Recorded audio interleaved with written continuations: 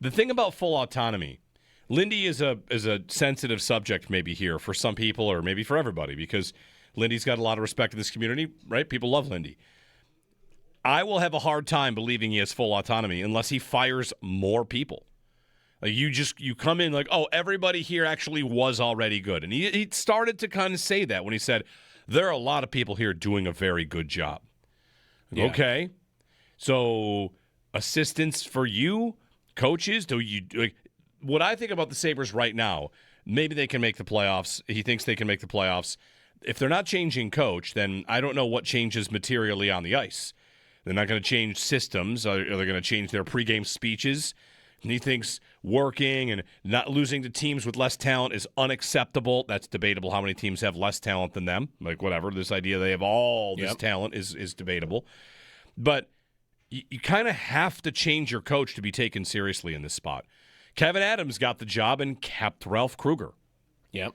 Not his coach. What happened? Eventually he fired him, and then he elevated Don Granato from within the organization, and then he dipped back and hired an old coach that was tied to the organization. Like what I'm hungry for is not specifically Tortorella or DeBoer, but I am definitely hungry for the GM has a guy he thinks runs a good ship and a real NHL team. What that team does is go out and say, I hired a GM. The GM hires this coach. This is the regime. That's the new regime.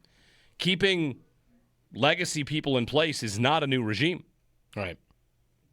So is that I'll ask you out there at 803-0550. Not even saying it's fair to Lindy, or it's not really even about Lindy. It's just you hire a GM, you change your coach. Or at least the GM often does, even if you don't want them to. And I don't know. Like, you kind of think by Thursday there could be someone else behind the bench. I still think that. We are running out of time. That's tomorrow.